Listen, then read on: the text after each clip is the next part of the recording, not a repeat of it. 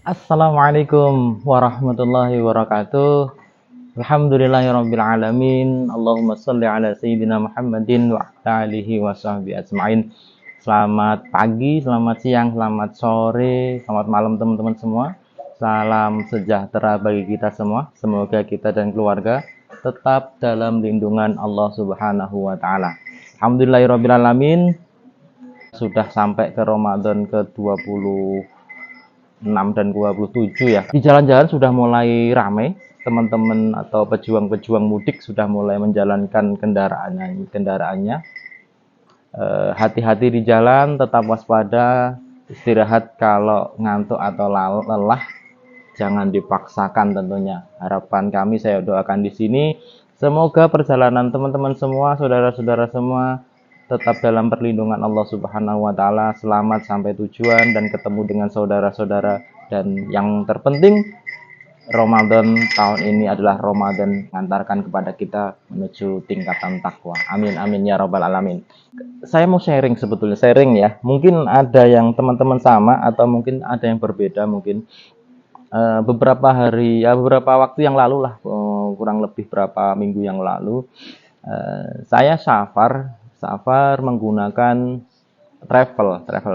Tidak biasanya saya menggunakan travel karena biasanya saya drive sendiri. Cuman kemarin ada sesuatu sehingga saya harus naik travel, karena saya berangkat dari Semarang ke Klaten itu naik motor saya tinggal di kandang untuk ngarit segala macam, saya pulang naik travel ke Semarang. Ada hal yang menarik dari perjalanan itu, karena sebetulnya kan perjalanan Klaten di Semarang itu paling cuma 1,5 sampai 2 jam.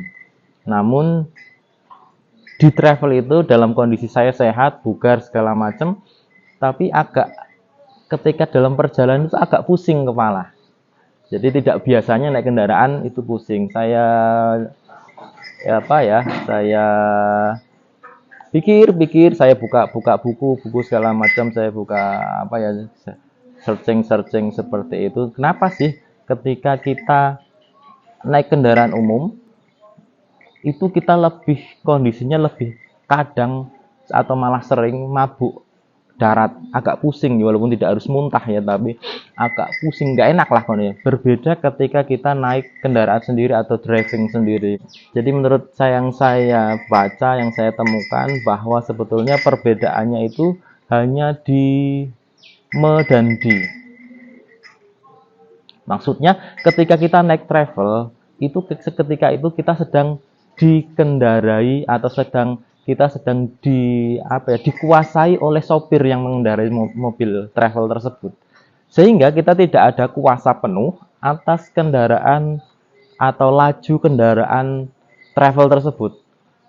Seharusnya ini kita, kalau situasinya kita harusnya pengennya ngebut, ini malah enggak. Ketika ini kita harusnya tidak ngebut, malah si sopirnya ngebut, atau sebaliknya seperti itu. Harusnya kita kanan, malah gitu deh. Nah, karena kita dikendarai atau disupiri oleh sopir itu, maka kita secara tidak langsung tubuh merespon agak menolak, sehingga kondisinya agak kurang fit, karena kita dikendarai atau dikendalikan oleh sopir travel tersebut. Berbeda ketika kita drive sendiri, kita mengendarai sendiri. Kendaraan tersebut dalam penguasaan kita sendiri. Kita mau kanan, mau ke kiri, banting kanan atau banting kiri, kita gaspol atau kita rem, semuanya kendali full di kita. Sehingga secara sadar penuh 100% kita mengendarai kendaraan tersebut. Sehingga kita kondisinya lebih nyaman atau lebih bisa menguasai kondisinya. Sehingga dengan kita mengendarai kuasa penuh handling di kita tidak merasa pusing. Seperti itu ternyata yang saya temukan atau saya baca. Jadi kalau saya tarik ke dalam bisnis, tarik ke dalam dunia peternakan, hampir sama. Kalau ketika kita menjalankan bisnis peternakan, pertanian, atau apapun itu, ketika kita dikendalikan oleh bisnis kita, kita dikendalikan oleh ternak kita, kita apa ya? Kita menaruhnya semuanya di hati kita. Ketika kolaps, ketika kita nggak mau terima, ya kita akan pusing, kita akan bingung, bimbang dan segala ya, bimbang, bingung mungkin ya, cuman kita nggak akan lebih, kondisinya akan lebih down seperti ketika ada permasalahan di bisnis atau di peternak. Berbeda ketika kita yang mengendalikan, kita bukan tapi kita mengendalikan ternak-ternak kita, mengendalikan bisnis kita.